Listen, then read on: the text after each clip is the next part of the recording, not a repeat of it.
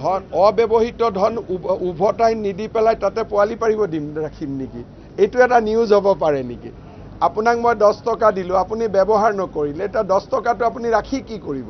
এটোতো চৰকাৰক ঘূৰাই দিবই লাগিব। অব্যৱহৃত ধন উভতাই নিদি পেলাই তাতে পোৱালি পাৰিব দিম ৰাখিম নেকি? এইটো এটা নিউজ হ'ব পাৰে নেকি?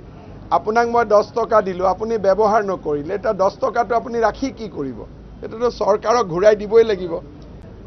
ধন অব্যৱহৃত ধন উভতাই নিদি পেলাই তাতে পোৱালি পাৰিব দিম ৰাখিম নেকি? এইটো এটা নিউজ হ'ব পাৰে নেকি? আপোনাক মই 10 টকা দিলোঁ, আপুনি ব্যৱহাৰ নকৰিলে, এটা 10 টকাটো আপুনি ৰাখি কি কৰিব? এটোতো চৰকাৰক ঘূৰাই দিবই লাগিব। অব্যৱহৃত ধন উভতাই নিদি পেলাই তাতে পোৱালি পাৰিব দিম ৰাখিম নেকি? এইটো এটা নিউজ হ'ব পাৰে নেকি?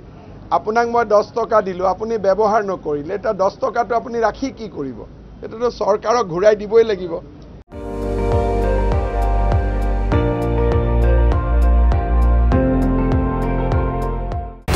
আপুনি চাই আছে ND24 সৰ্বশ্ৰেষ্ঠ নহয় সৰ্বোত্তমৰ দৌৰ।